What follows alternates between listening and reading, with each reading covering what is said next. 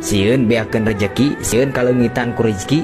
Ante dari rezeki mah tara leungit, anu sok leungit mah duit, sabab duit mah lain rezeki. Nya kitu artos lain rezeki sanes.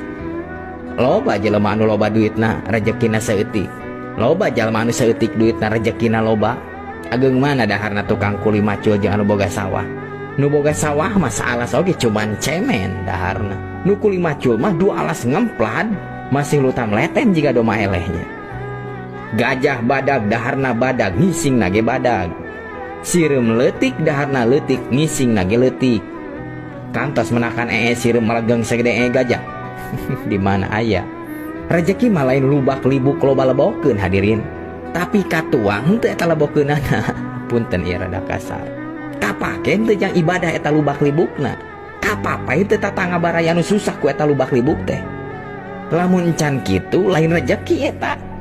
Nalika urang maot cobi pariksa, aya gelas, piring, baju, mobil, duit atawa motor, duit anu miliaran anu ngencar nganter ka kubur. Ulah nepi ka jero kubur, ieu mah nepi ka lawangna aya henteu. Tepi ka bates pantok nganterkeunana lagi.